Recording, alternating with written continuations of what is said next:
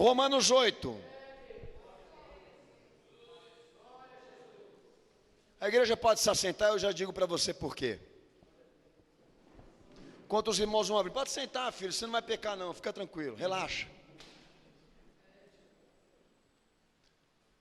Enquanto os irmãos vão abrindo o texto, meus irmãos que estão pela internet, horadaverdade.com, sejam bem-vindos. Estamos aqui na quinta-feira do dia 12 de fevereiro de 2015, em transmissão da campanha Jesus Quer Te Dar Água para Beber, na Igreja Senado pela Fé. Todos que participam dessa campanha, que sejam, amém, alvos dessa ministração de Jesus, e que saiam desse culto hoje aqui, lavados e redimidos pelo sangue de Cristo, participando das suas promessas. Amém, cenáculo? Irmãos, o pastor, eu não fiz questão de hoje ler com vocês a palavra no tema, amém, de pé, porque eu vou ler o texto versículo por versículo para entender com vocês. Então, já que nós vamos fazer isso, não há problema nenhum dos irmãos lerem comigo sentado, amém? Você fica sentado, eu fico de pé, é assim que vai ser. Amém? Então prepara esse texto aí, fica com o zóio bem aberto para ele, tá? Porque a opinião do Tinoco, do Tunico, para nós não interessa nada. Tá bom? O que interessa para nós é o que está fundamentado. A pedra é angular e nós temos que respeitar. Amém, Jesus? Que quer dizer o seguinte, que todas as diretrizes se unem em um único nome. Estão direcionadas a um único ponto, Jesus Cristo. É uma pena nem todos respeitarem isso. Mas nós estamos indo para o 6º culto dessa campanha. E o pastor, eu tenho que fazer isso porque muitos vão assistir essa reprise. Então eu peço permissão à igreja para fazer aqui algumas notificações que são importantes para o entendimento da participação dessa igreja em relação às promessas que Jesus alcançou por nós na cruz do Calvário. Desde o início dessa campanha, foi destacado aqui 3 importâncias de Jesus, do seu evangelho para nós, de quem seriam os pretendentes, os candidatos a participar da vida que ele trouxe a nós. Então no primeiro parecer do evangelho, nós aprendemos que os pretendentes a beber da água que ele tem para nos dar, que é a condição da vida eterna, serão aqueles que se decidiram a viver por ele, independentemente das satisfações materiais e realizações físicas. É base do evangelho. Então você tem que ir lá, exatamente evangelizar os que se chamam crentes evangélicos e dizer para eles, olha, o evangelho não prioriza com base na sua realização de salvação, não prioriza, não deseja, não anseia, não quer dar a nenhum crente condição material. Se vier, é consequência. Dá prioridade. A primeira ação de Jesus para aquele que crê é trazer ele, o homem, o indivíduo, a sociedade, para o próprio Salvador. Atraí-lo para a sua salvação, para a sua dependência, para a sua vontade. Sendo feita essa junção, o indivíduo fazendo essa opção por Cristo, a promessa de Jesus para ele é que ele vai ter condição espiritual plena com Deus, independentemente das coisas materiais que ele tenha, que ele conquiste, ou que ele venha a ter condições para ter. É difícil. Faz a experiência. Seja honesto. Ponha Jesus e o seu reino em primeiro lugar na tua vida e vamos ver o que vai acontecer. Por enquanto, o que eu sei é que 1% que está dentro da igreja vive isso. O restante, as metades. E quando tem a metade? A segunda lição que Deus tem colocado nesta campanha também é um desafio. Não é só nos doarmos a Cristo e fazermos com que Ele seja a razão da nossa existência. Mas Ele define pelo seu evangelho que também os candidatos, os pretendentes, a beber da água que Ele tem para nos dar, a receber dEle a vida que Ele tem para nos oferecer, são aqueles que se dedicam a transformar os recursos da vida, que muitos usam para outros fins, para tornar matéria de fé. Transformar o status da glória do homem em resposta de fé, em resultado de fé. Pastor, como é que é isso? É fácil. Você pega o direito humano que a Constituição lhe dá e investe para Cristo ao invés de você. Pega a tua cruz, renuncia a si mesmo, vai e segue o Salvador. É simples, só que, infelizmente, a sociedade fica com aqueles molejos, né? Aquela coisinha de hábito cultural, hábito religioso, e não cai a fundo no simples, no objetivo do Evangelho, que é realmente confirmar que você tem uma vida com Cristo. E a vida que você tem agora, você usa por Ele, você pratica por Ele, você faz o glorificar. É difícil? Talvez surja aquela pergunta: pastor Daniel, o que nós vamos ganhar aqui e na outra vida? Só um que eu vou dizer aqui para você compensa tudo o que você pode fazer por Jesus. Não ir para o inferno. Você não acha que é uma coisa boa? Que tal? Se você quiser ir para o inferno, fica à vontade. Eu não. Então, independentemente se eu venha ficar rico, se eu venha ter uma vida sexual ativa e não seja broxa, se eu venha ter realizações e suspiros e emoções e êxtase, e chega no pico e volta, e chega no pico e volta, essa coisa toda que o mundo vive buscando, satisfações, realizações. Não fica chocado com o que eu estou te falando não, filho, é para daí para pior. Os caras estavam na igreja de um outro lá, fazendo um encontro para casal e vendendo lingerie no final do culto para a mulherada, filho. A mulherada já está tarada, normal. Imagina você botar uma lingerie na mão dele e falar: olha, veste isso para o teu marido, toma cuidado que vai vestir para os outros também. Entendeu? Está para ir para pior. Transformar os recursos da vida em materialidade de fé é um desafio para nós. Usar os status humanos para gerar respostas para a fé é um desafio para nós. E você está dentro desse desafio. Como está nessa campanha? Quero beber dessa água. Amém. Então toma. Você é um pretendente? Você é um candidato? Então se incorpore disso. Das lições que o Senhor está nos dando aqui nesse tema, para sermos participantes dessa promessa. Amém, Jesus? Daí Jesus estende esse ponto também para um outro lado importante do Evangelho. Pois o Evangelho exige do crente uma regeneração completa, um serviço da fé, uma inspiração espontânea, palavra na boca, vida santificada. Mas o Evangelho consola, e isso é uma obra garantida do Espírito Santo na tua vida, fica tranquilo. A única parte que você deve entrar nisso é a tua fé pessoal, é a tua vontade de querer ser convertido, de buscar esse objetivo até alcançar, até chegar a esse ponto. Você está disposto? Porque o restante Jesus vai fazer na tua vida. Ele só quer saber de você se você quer ser o que Ele quer que você seja. Daí os caras ficam assim. É que nem eu escutei a Alessandra falar aqui na hora do louvor. Nós não temos problema nenhum contra o movimento pentecostal. Por que o movimento pentecostal ele se ridicularizou? Porque uma vez que ele promove o êxtase do Espírito Santo na vida das pessoas, ele não prega a coisa mais importante do Evangelho, que é o quê? O estado espiritual que todas as pessoas devem ter, que estão nesse movimento, que foi o tema do último culto, com base no que Felipe e a sua casa viveu, da dispensação do Espírito Santo. Aí é que está a questão. Todo mundo quer ter sonho, todo mundo quer ter visão, quer profetizar, quer isso, quer aquilo, mas não quer ser como ele era e ter a casa que ele tinha. Daí não dá. Daí a melhor coisa é ir no bar do Zé, tomar uma cachaça que você vai ficar bem. Vai ver anjo, vai ver mula sem cabeça, vai ver saci pererê. Está com vontade de ver? Vai ver. Toma metanol. Agora ele dizendo que essa loucura no cristianismo, e pensa que o meu Senhor vai ficar dando porção do Espírito Santo para quem não quer ser convertido. Olha, meu irmão, há uma obra para ser cumprida no Evangelho. A preocupação não é cumpri-la, é se você quer ser o que Jesus quer que você seja.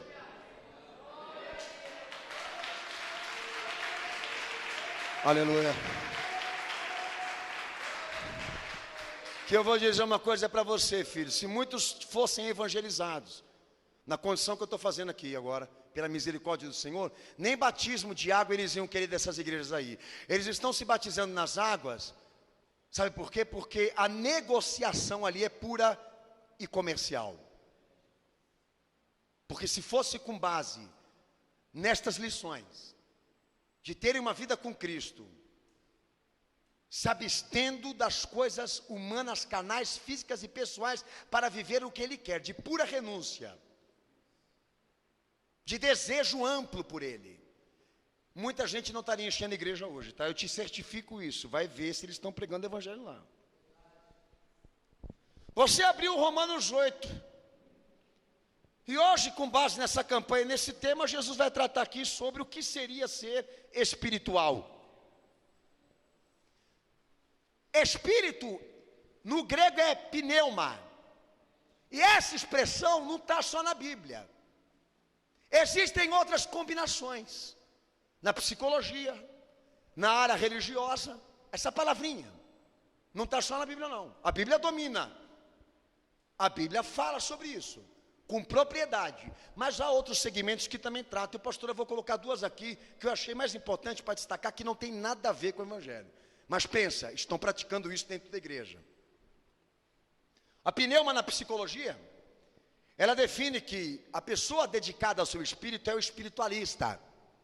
Um indivíduo que, para atingir o benefício do seu espírito, da sua alma, ele depende de uma relação ampla com as coisas materiais.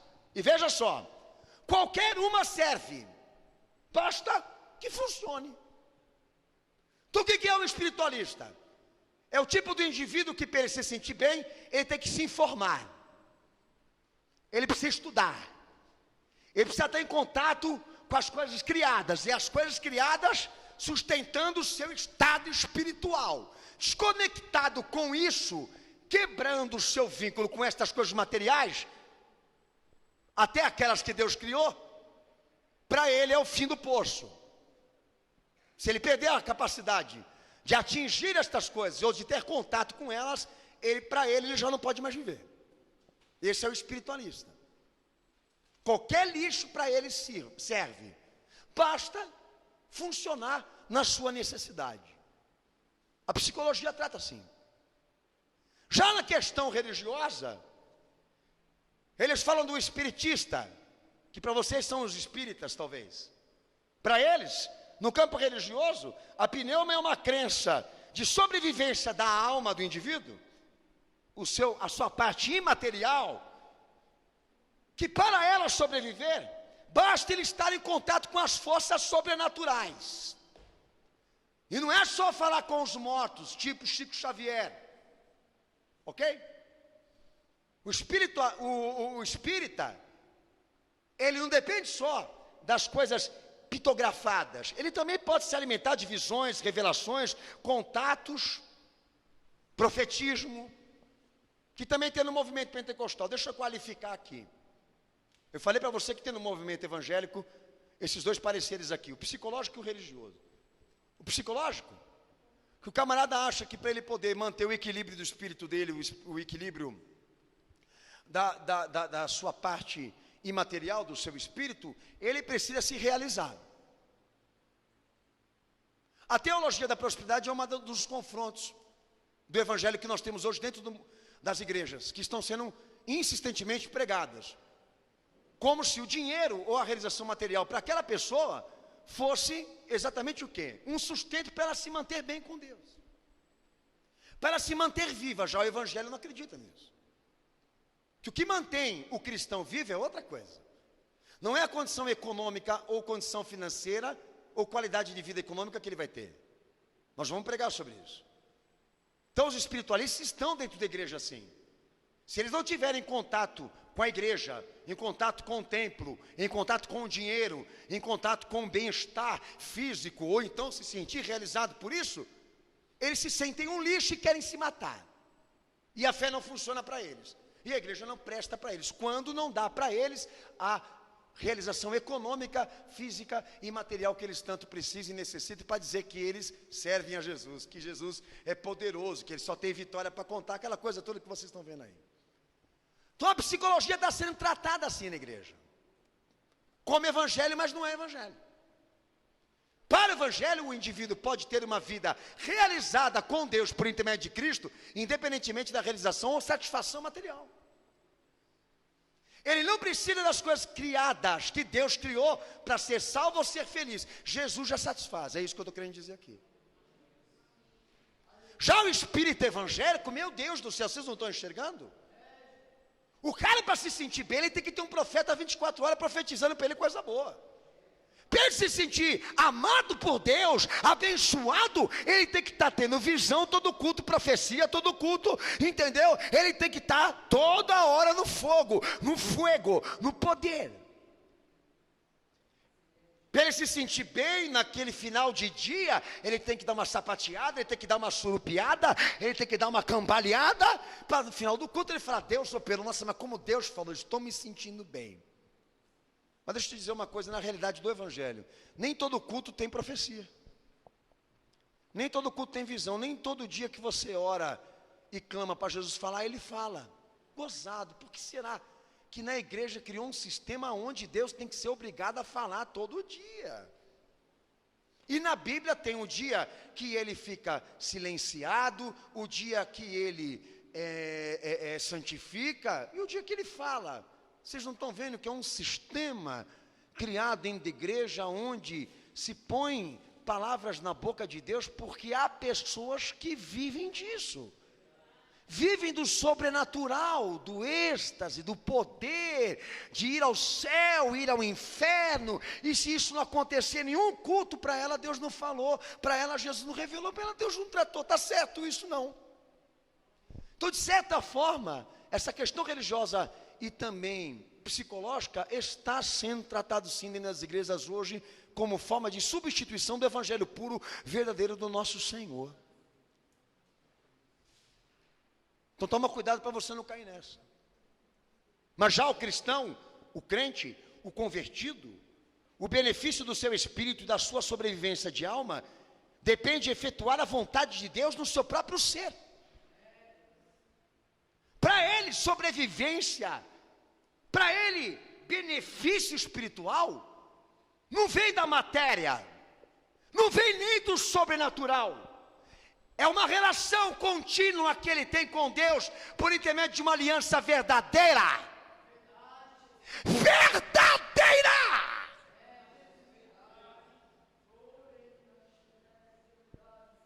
Que se ele tiver, ele vai ter temor. Até respeitar se Deus não quiser falar. Para o cristão, para o crente, segundo o evangelho, ele não precisa de profissionais cantando no ouvido dele, profetizando sobre ele, para se manter vivo para Deus.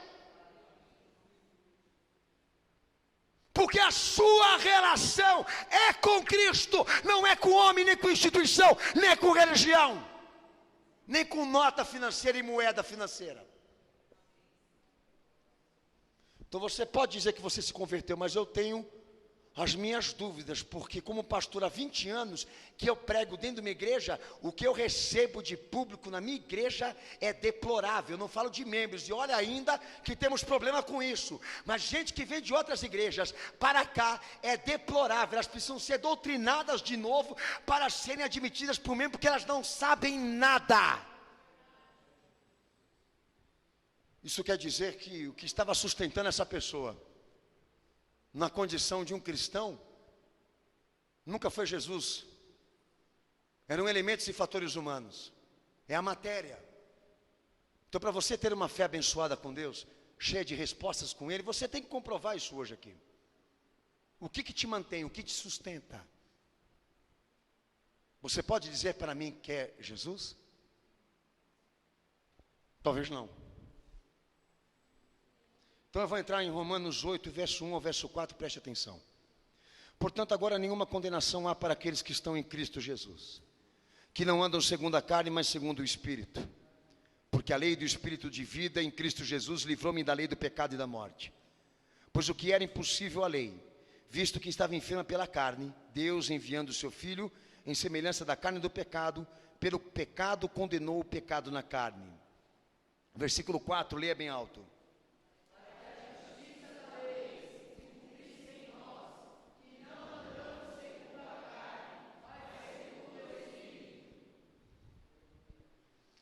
Então, para Paulo e para todo evangelho, porque o pensamento é único, os benefícios espirituais, que a palavra de Deus domina, a pneuma, o assunto espírito, os benefícios do alto para esse indivíduo que deseja e precisa ser socorrido aqui e na vida eterna, não podem ser possuídos separadamente de Cristo.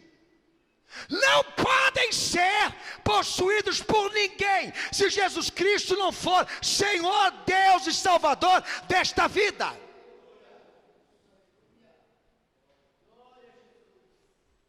Dou um exemplo para você aqui. O Espírito Santo é uma promessa falada dentro da igreja, pregada até demais, porque há interesse do público, o quê? Receber essa renovação, esse refrigério, atirar esse peso que está sobre ele. É de interesse público que nós vivemos a doença do século, que é a doença da alma. Mas bem, o interesse existe. O Espírito Santo é pregado. Mas do que as igrejas evitam falar? Evitam falar exatamente do quê? Que há um doador para isso. Meu santo Senhor Jesus, irmãos. O Evangelho deixa tão claro, tão evidente, que a doação das promessas espirituais contidas no Evangelho partem de uma decisão exclusiva por Jesus. Deus não trata com cuidados especiais quem não é crente e quem não é convertido. A promessa do Evangelho não é que nem um vento que bate em qualquer lugar. O Evangelho é cristocêntrico, irmão. Essa palavra até não me parece muito bonita para você ouvir, mas quer dizer o seguinte: toda a teologia bíblica do Evangelho, ela se restringe, se direciona, se submete ao fato da cruz. Eu tenho dito isso constantemente aqui. O justo viverá da fé, da crença, da adesão, da adoração àquele que se constituiu Senhor e Salvador do mundo quando morreu pelo pecador. Quem crê nele tem a vida, mas quem não crê já está condenado.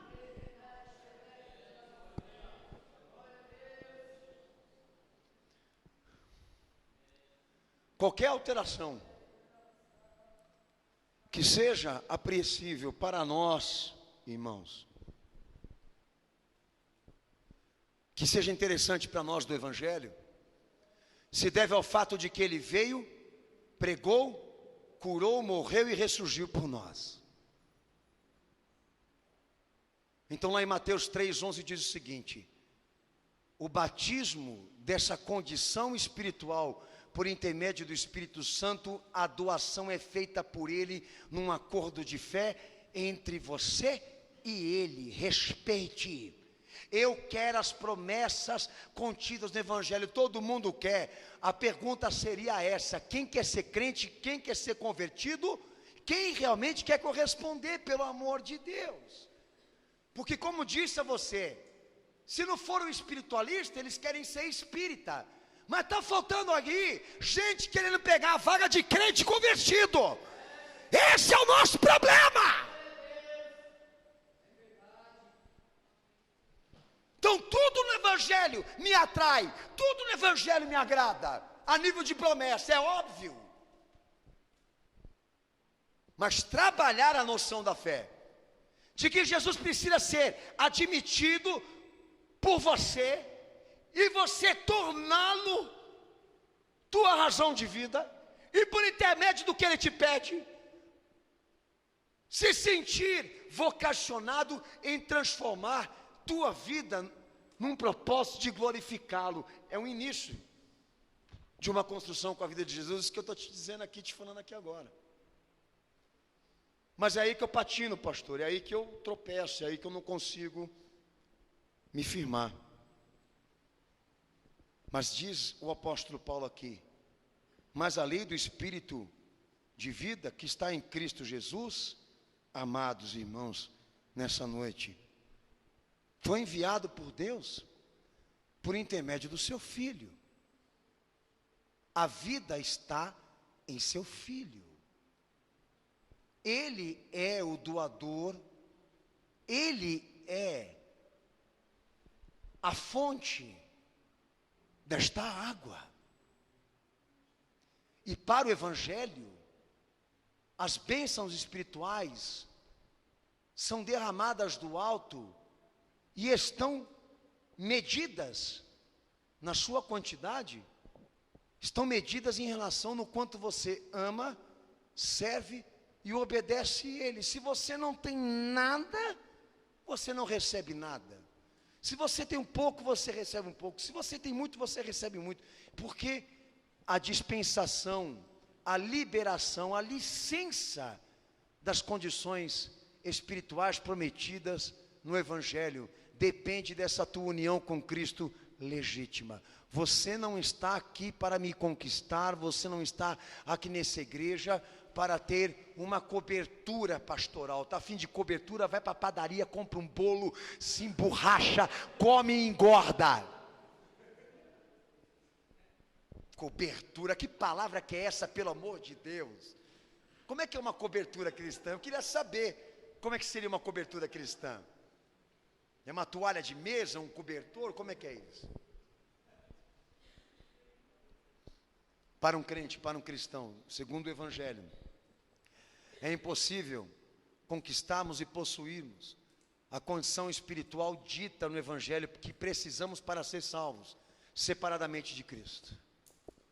Ele é o doador, Ele é a fonte, é Ele quem tem desta água para dar para nós bebermos. Portanto, agora nenhuma condenação há para os que estão em Cristo Jesus. Quer dizer o quê? Cristo em nós, influência, pastorado, senhorio, reino, vontade, chamado, autoridade. Cristo em nós, influência total. Agora nenhuma condenação há para aqueles que têm Cristo Jesus legitimamente na sua vida. É isso que o Evangelho está determinando, por intermédio de Paulo e de toda a Bíblia também.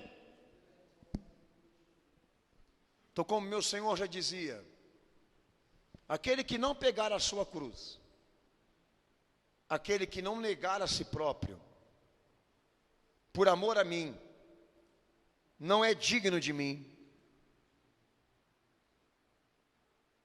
Então o Evangelho pouco se interessa hoje se você jejua, se você ora. Cantou Cassiane? Cantou Lauriette? Quem que você cantou também? Cantou também? Pouco se interessa no Evangelho a liturgia que você anda praticando aí, filho.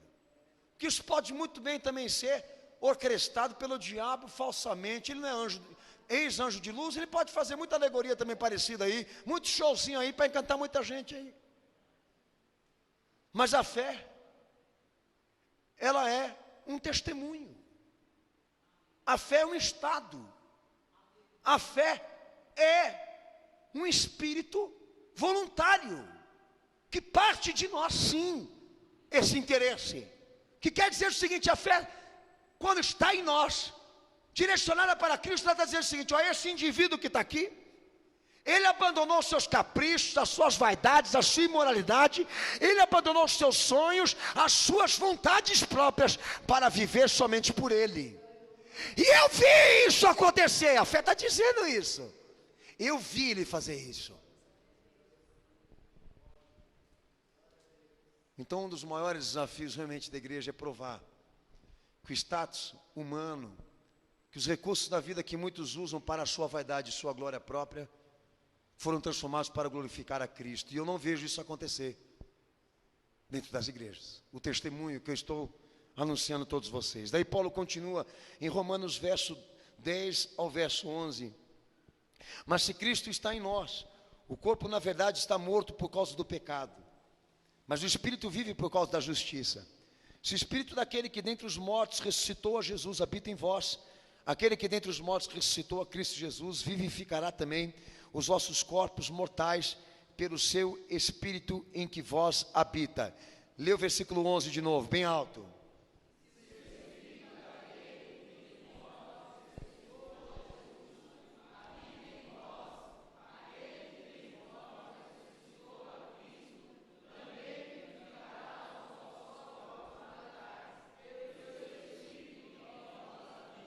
Uma das coisas que Paulo cita aí, que confundiu a cabeça de muitos teólogos, o fato dele dizer Espírito de Cristo. Isso quer dizer o quê? Que nós temos dois Espíritos na Bíblia, um de Cristo e o outro que é o Espírito Santo de Deus? Não. Paulo está dizendo exatamente aquilo que foi dito nessa campanha, que o Espírito Santo está sujeito a Cristo, e não altera o seu valor nem a sua divindade.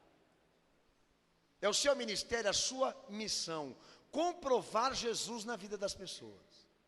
Então se fala muito de progresso espiritual e proporção espiritual dentro da igreja. Espera muito isso acontecer. Mas Paulo diz aqui, olha, o fator disso, que ele está tratando aí, é exatamente nós dizemos que Jesus Cristo é o autor, a origem, o orientador disso. Sabe esse fenômeno Espírito Santo que está sendo dito hoje dentro da igreja? E eu falo aos amados, tome cuidado, porque quem tem que ser divulgado não é o Espírito Santo. Ele não se sente ofendido quando ocultado, porque a ênfase é Jesus Cristo, a referência é Jesus Cristo, pois por intermédio dele, do que ele fala, se as pessoas crerem, elas conseguem, conquistam e possuem as promessas do reino. O Espírito Santo não tem poder para salvar ninguém. O poder que ele tem, que Deus deu, é este, de te convencer que Jesus é o autor, o orientador, o mantenedor desta obra que você precisa ser crente. Progresso espiritual, proporção, eu quero crescer, eu quero aumentar, eu quero vivificar, eu quero me avivar. Então, segundo Paulo, se você for crente em Jesus, o mesmo Espírito que deu a ele poder para ressurgir dos mortos, ele também vivificará o teu corpo para servir a Cristo. Fique tranquilo, esse processo não vai falhar, mas certifique, você é crente, você é convertido, filho. Jesus é o autor do que você hoje representa, ele é a origem, a natureza dessa tua fé, ele é a influência, a orientação que você hoje vive, que você hoje representa. Pelo amor de Deus, você tem que saber dizer isso. Sim, pastor, aonde? Dentro do motel? Com as tuas amantes? Na homossexualidade? Na fornicação? No baseado, na cocaína? Na maconha? No mundo? Na jogatina? Na desonestidade? Na mentira? No pecado?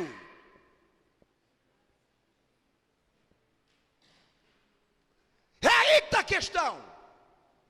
Tua obra tem a cara dele. O que você faz tem o rosto dele. Leva as insígnias daquilo que ele pregou, as marcas do evangelho que ele propagou. São dúvidas que precisam ser respondidas aqui, porque aquele que tem sede vem e beba da água da vida. Eu tenho interesse de ter condições de vida. A sociedade tem interesse de ter condições de vida. Mas o evangelho fala assim para mim, olha, mas a condição de vida que o evangelho prega, nem a todos satisfaz, realiza. Porque é uma vida que tem que agradar a Deus, não aos homens. Então é uma coisa mais diferente daquilo que você buscou no espiritismo, no catolicismo, em outra religião. É uma coisa bem diferente do tipo de você se sentir bem, leve, solto, uma pluma. É estar sujeito e cumprir as metas dessa fé pela ajuda dele. Espírito de Cristo, quem não tem o Espírito de Cristo não é dele. Não tem ele. Amém, filho. É mandarim? Que língua que é essa aí? Mandarim? Hã? Pode ser como pode não ser. Porque aí o vento bate em qualquer lugar mesmo, porque o espírita está lá, o Chico Xavier lá. Ó. E a verdade que ele pitografa lá, a verdade que ele pitografa lá. Agora, se o diabo está no corpo dele, não está, se a Geni contou para ele, eu não sei. Mas tem gente que vai numa sessão dessa e sai. Estou leve. Eu não vejo diferença nenhuma daquele que entra dentro da igreja renascer em Cristo, por exemplo. E houve uma daquelas pregações de Gideão, de conquista, de propriedades, de riqueza, de glamour.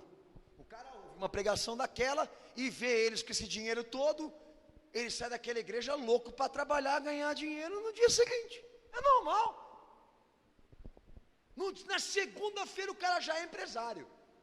Andou como catador de latinha, na segunda ele já quer ser empresário. E é capaz até de que seja, tá?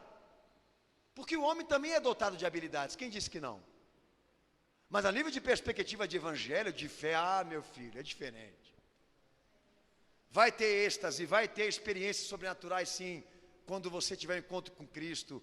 Mas a cláusula certificadora dessa união com Cristo não se baseia naquilo que os homens veem ou escutam no mundo espiritual, mas daquilo que eles se tornaram, daquilo que eles estão sujeitos agora. E sabe como é que a gente mede isso?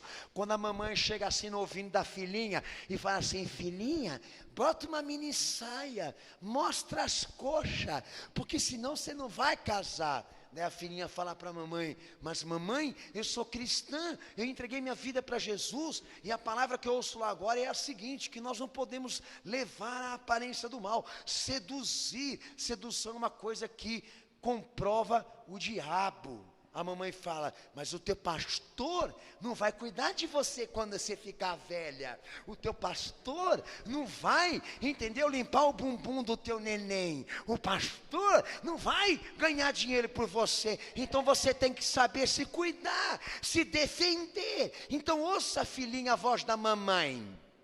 Vai ser prostituta. Sai na capa da Playboy. Mostra tudo. Depois você vai ser crente. Depois você vai se batizar na hora que você tiver 3, 4, 5 milhões na conta.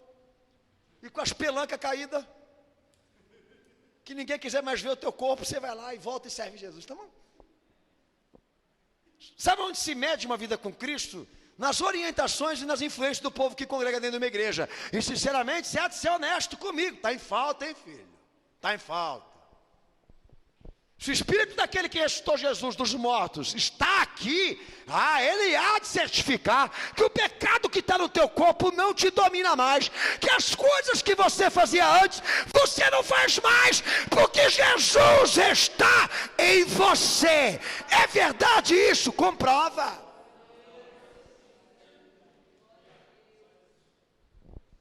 Mas a falta e a penalidade do evangelho que se prega hoje, o absurdo é que eles giram em torno dos benefícios do evangelho, mas não querem tratar a parte desconfortável disso, que é um sujeito que há um pretendente a beber dessa água. Pelo amor de Deus, Jesus deixou claro, quando ele mesmo disse: eu não vim para os bons, eu não vim para os sãos. Estão ouvindo, judeus? Eu não vim porque vocês são filhos de Abraão. Eu vim para os pecadores que queiram se arrepender e ponto final. Mata ele, vão matar ele, vão acabar com ele. Porque esse cara está querendo quebrar 2000 anos, ou 2000 anos e meio de civilização judaica, para estabelecer uma ordem religiosa em cima de nós. Vamos dar um pau nesse cara, vamos matar ele. Solta Barrabás e crucifica Jesus. Aonde habita o nível de rejeição judaica sobre o messianismo de Jesus? Aonde habita? No falta de cumprimento dele em relação às profecias? Jamais. Na contradição dele como judeu? Jamais. Até isso eles reconhecem. Aonde habita o nível de rejeição judaica sobre o messianismo de Jesus? no fato de que ele propõe. A salvação que ele representa não é para o justo, é para o pecador. E não é um lugar confortável dentro da igreja, né? Não é um lugar confortável para se sentar dentro da igreja, esse lugarzinho chamado miserável e pecador. O que seria uma campanha forte com Cristo, começando pelo interesse de ser espiritual, de não se espiritualizar por conta própria, e não depender da vida, ou depender de viver por coisas materiais. Jesus é a fonte. E se Ele é, Ele dá conta do recado porque Ele satisfaz. Isso quer dizer, pastor, que nós não vamos ter as outras coisas? Sim, sim. Mas o culto não vai basear nisso. Tuas orações, o teu clamor não vão se basear nisso. Você vai ser o cara inclinado ao seu espírito de verdade, para tratar disso com propriedade cristã. O que eu quero dizer é o seguinte: você vai a fundo no interesse de se tornar um crente e um convertido para alcançar as promessas de Jesus. As tuas campanhas, os teus propósitos vão ser baseados exatamente num vínculo evangélico. E o vínculo evangélico é esse: corresponda, responda, corra, obedeça, glorifique o que Ele te pede. E lá em João 15, versículo 26, João 15, 26, a igreja abra.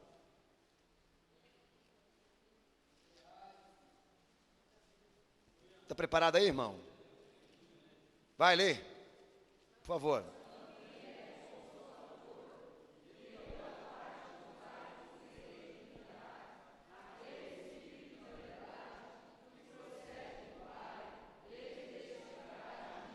Te convenceu? Quem está convencido aqui, levante a mão do que Jesus está pregando aí. Quem tem que aparecer então? Quem tem que aparecer? Nesse ministério de avivamento espiritual dentro da igreja. Quem tem que aparecer, irmão? Quem vai batizar aqui? Quem vai doar essa promessa para nós? Em quem temos que ouvir, crer, obedecer, louvar, adorar, buscar exemplo? O Espírito Santo não quer aparecer, ele quer que Jesus apareça. Lá no texto de João 16, 13, ou será que Jesus é herege? Né? João 16, 13, será que você vai dizer que ele é herege?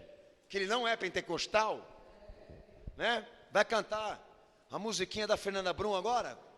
Né? Espírito, Espírito, Espírito. A igreja está assim: é anjo, é bandeja, os louvor de conteúdo cristão. Anjo, bandeja, espírito, nuvem, fogo, cavalo, cajado, mar que se abre, mar que se fecha, nuvem de fogo, nuvem de manhã. Jesus nem está aparecendo na oração dos pastores. Meu irmão, pega um copo com água, né? Deus, Pai Celestial, rogai por nós, Pai. Deus, tinha até uma expressão que a Universal usava aí, de luz, Pai das luzes, da light, filho. Vai ver o Pai das luzes do Macedo para você ver.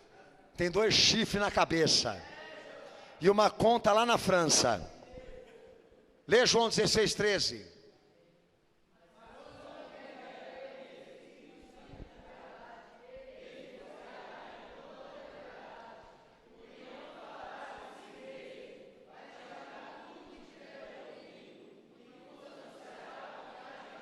Amém? Se o Espírito Santo de Deus está dentro de nós, se esse estado foi recebido por essa igreja chamada Cenáculo da Fé, as reações, o comportamento, o andamento das nossas vidas vai parecer com a cara de quem? Com a cara de quem, Cenáculo? Porque o Espírito está submetido a fazer com que ele apareça na tua vida. A única pergunta que ele quer fazer hoje é se você quer. Você quer? Será que você tem sede dessa água? Ou você quer o Espírito Santo para ficar prevendo qual é o número da Loteria Federal? Daí em Romanos 8, versículo 5 ao versículo 9, Paulo continua na doutrinação da sujeição. Ele parte também para a questão dos comparamentos. Lê o versículo 5 ao versículo 9, vai, cenáculo.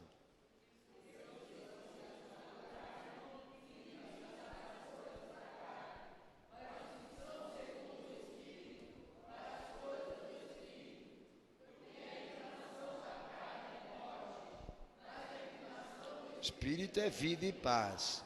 A inclinação da carne é inimizade contra Deus, pois não está sujeita à lei de Deus, nem em verdade pode ser. Portanto, os que estão segundo a carne não podem agradar a Deus. Vós, porém, não estáis na carne, mas no Espírito, se é que o Espírito de Deus habita em vós. Mas se alguém não tem o Espírito de Cristo, este tal não é dele. No versículo 13, pois se viverdes segundo a carne, morrereis, mas se pelo Espírito modificardes as obras do corpo, vivereis. Pois todos os que são guiados pelo Espírito de Deus, agem, são filhos de Deus. O que Paulo está fazendo aí? Comparação. Porque o Evangelho entende que os resultados pessoais, morais e espirituais nestes indivíduos, produzindo o Espírito Santo, essa obra, eles vão agir vida cristã, fazer vida cristã mediante a confrontamentos de fé. Sabe o que é confrontamento de fé? Será que o que eu estou fazendo é cristão? Será que o que eu estou pensando é cristão? Será que o que eu estou almejando, esperando, desejando é de Jesus? Ele quer isso na minha vida? Confrontamento é o que eles não estão querendo que a gente faça. Juízo de valores. Todo mundo que tem o Espírito de Deus age como filho de Deus, porque ele tem juízo de fé. Quer beber dessa água? Hoje? Então vai se preparando, porque o Espírito Santo ele geme com gemidos inexprimíveis dentro daquele que é crente convertido, para avisá-lo de que ele está num terreno que não é para pisar, de que ele está entrando em alguma situação da qual ele não pode participar, de que ele está pensando ou então se tornando propenso a ser escravo, cativo ou dependente de alguma coisa que o Senhor não quer que ele participe ou seja dominado. Ele passa a ser disciplinado 24 horas por dia. Há gente que pensa que isso é penitência. Para nós é a ação natural de quem tem Jesus, de que tem o seu Espírito Santo, agir, fazer o que ele seria. Pois aquele que tem o Espírito de Deus age como filho dele. Então nós nunca realmente vamos ser espiritualistas, porque dependemos de Cristo para termos vida, e nunca seremos espíritas. Por quê? Porque a nossa sobrevivência não depende de experiências espirituais, depende da fé em Cristo. Um crente, um cristão, ele tem que estar apto sempre a nunca dizer não para o seu Senhor quando ele pede alguma coisa. E é isso que fará ele ter o benefício e a sobrevivência da sua parte espiritual quando o seu corpo for entrar em decomposição debaixo dessa terra. É isso que faz o homem ter um vínculo com Deus eterno, quando o seu corpo for decomposto numa ação natural humana. O fato da sua parte espiritual estar exercitada na vontade de Deus. E você não vai viver isso no purgatório, você vai viver isso aqui agora. E para você viver isso não precisa de credencial. Basta conhecimento, ação e honestidade. Então o que muitos não têm quando fazem a campanha. Pensam logo em jejuar e orar para acabar com esse propósito logo com Deus. Mas o Evangelho está preocupado em priorizar o passo inicial de uma campanha como essa que nós estamos fazendo aqui. Se deve a fato os teus objetivos, as tuas metas a serem alcançadas. E quando nós queremos algo com Jesus verdadeiro, nós não podemos colocar as nossas coisas pessoais como prioridade. Porque Jesus está querendo, primeiramente, certificar se as mais fundamentais você tem. E são independentes das coisas materiais. Até as mais humanas, que Deus criou para satisfazer o homem. São puramente vividas dentro da vontade dEle. Essa parte eu tenho intacto, pastor. Então você tem tudo. Se a comunhão e aliança com Cristo tua está intacta, amado, a nível de vida e fé, você já tem tudo. Vai saber administrar as demais coisas. Se você não tem a água do céu, a água dos homens não vai te suprir, nem a do rio te fará coisa alguma. É mais capaz dela fazer dano do que te salvar. O crente, o convertido, pretendente a beber desta água que Jesus veio a dar, ele sabe que a sua sobrevivência espiritual, ele sabe que os benefícios que ele almeja para a sua parte espiritual, depende exclusivamente se Jesus está nele. E se ele valoriza isso. Se ele ama isso. Então pode ter certeza que o que encantaria Jesus hoje aqui nessa noite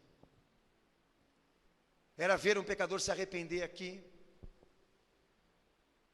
sem nenhum empecilho, sem nenhuma atrapalhação moral. O que encantaria o Senhor hoje aqui era ver essa máscara religiosa, fariseu, hipócrita, ser arrancada dos rostos aqui nessa noite, para os homens terem liberdade de dizer que a sua mente é uma casa pornográfica, o seu coração um antro de maldades, e eu preciso me converter e me purificar. Mas as pessoas não estão tendo liberdade para fazer isso dentro da igreja, porque até aqueles que estão dentro estão proibindo as pessoas a terem liberdade de falar o que os seus corações e as suas mentes pensam e sentem, porque acham que é vergonhoso, é penitente. Porque o sentido da igreja evangélica hoje é colocar o homem no auge da sua realização. Mas a do evangelho, glorificar a Cristo e certificar se você é um crente, um convertido, cujo a sua origem, a sua orientação, a sua causa é Jesus. Você pode dizer isso hoje? Você tem reações aptas de uma pessoa que tem o Espírito Santo? Você tem comportamentos de uma pessoa sujeita a Jesus? Você frutifica? Você produz vida cristã? Quando você fizer isso, você dá prova de que Jesus está em você, como o Espírito Santo de Deus também. Mas se você não tem, não bota reboque, não bota argamassa, não chama profissional, não vai ter terapia do amor, nem o diabo a quatro. Deixa eu sentar nessa cadeira. Doutor, veja qual é o problema da minha alma. Aquele indivíduo nem sabe o que ele comeu ontem.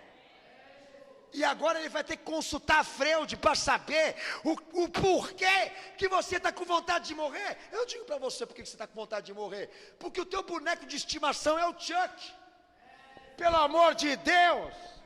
O cara vai lá, se alimenta de lixo, busca o diabo, consulta o capeta, bebe sangue, come cabrito, faz do diabo a quatro com coisas erradas.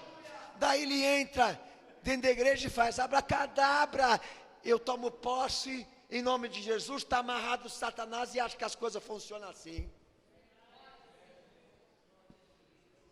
Você é isso aí, irmão? Hã? Você acha que você vai resolver a tua vida tomando tranquilizante? Você acha que você vai esquecer o capeta que está no teu cangote? Tomando êxtase? Tomando a pílula do amor? ser macho agora porque fizeram Viagra. A questão não é essa, a sociedade está entupida disso. Não é o sexo que traz vida, não é o dinheiro que traz vida, não é a beleza que traz vida. O Evangelho diz: a vida, quem sustenta é Jesus. Quem tem Ele tem tudo, quem não tem Ele não tem nada. Daí, para acabar aqui, para deixar bem claro para você, o indivíduo, quando Deus queria mandar um profeta já para inaugurar o messianismo do seu filho, Ele não manda um homem com um cajado para abrir o mar para Israel passar. Ele manda um cara vestido de pele de animal, que se alimentava de gafanhoto e mel, e é meio estranho, não é? Mas ele queria ter uma vida louca, diferente por Jesus, contrariar todo o sistema. O povo que gosta de macarrão, gosta de boioleja, e inhesa. Não, eu vou comer gafanhoto e mel para contrariar o cardápio de todo esse povo rico aí. E manda João Batista, lá no Rio Jordão. Daí quem entrava no Rio Jordão via anjo, quem entrava no Rio Jordão via cavalo de fogo, quem entrava no Rio Jordão via anjo com a espada e dizendo: entra que a vitória é sua, vem que a vitória é sua. E manjar, vem, tem um casamento novo para te dar, vem, tem um partidão para te dar, vai, abraça o capeta. Daí Deus manda João Batista dizendo: arrependei-vos, pois, porque é chegado o reino do céu. E quem ia para ter o impacto dessa água não tinha visão, não recebia profecias, não tinha o sobrenatural. O impacto era este: se arrepende. Ele se arrependia e confessava os seus pecados, e eram por João batizados na água do Rio Jordão. Passo inicial que estão desconsiderando aí. Daí eu faço o inverso aqui. O espírita? O espírita está dizendo aí que ele vê, que ele ouviu. Tem um aí que falou que foi 100 vezes no inferno. Falou com o diabo. Falou com o príncipe, com o adjunto, com o obreiro e presbítero do inferno. Subiu para o céu, falou com Moisés, falou com Abraão. Descreveu também, que nem João, as artes simbólicas do céu. Mas rapaz, se você for investigar o que esse cara é dentro da vida dele, dá nojo do que vale a parte espiritualizada que tanto se dá ênfase na igreja hoje, se as pessoas estão perdidas sem Cristo.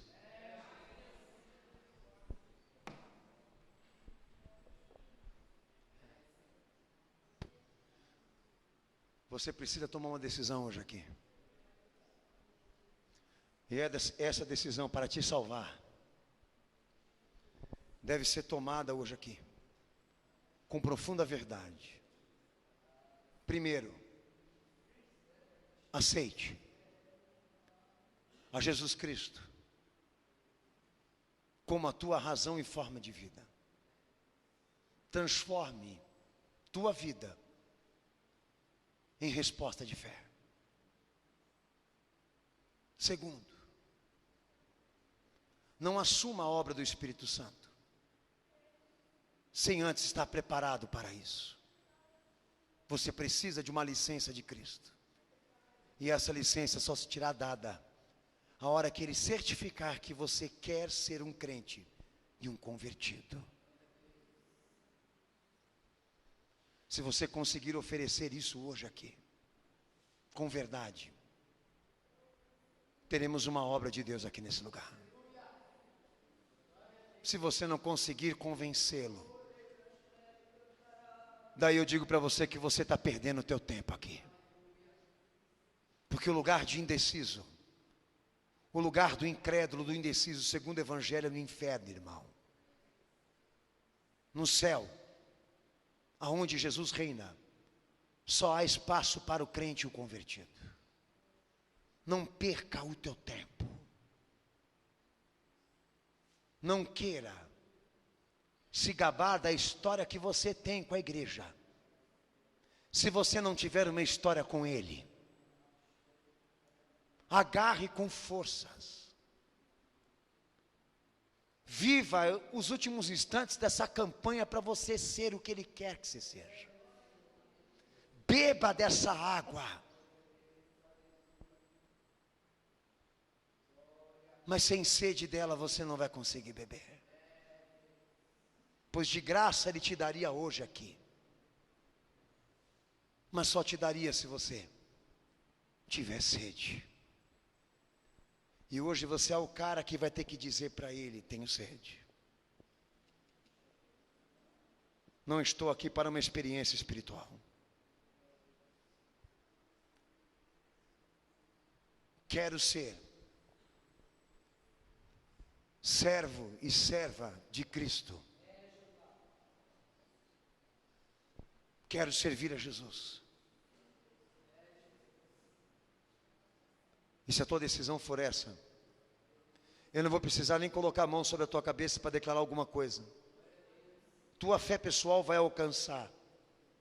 E Ele te dará o que você precisa. O que Ele quer que você receba. Só me dê os passos conscientes hoje aqui. Só isso. Não queremos o teu dinheiro, não queremos nada do que você tem no teu bolso. O que nós queremos, Ele pediu. Tua vida, teu amor, tua devoção, teu respeito, tua obediência, tua sujeição àquele que deu a vida por você. Só isso Ele te pede hoje aqui. Que esse passo que você for dar a Ele, você dê para corresponder ao que Ele ofertou por você. Na mesma dimensão que Ele fez por você. Tudo ou nada.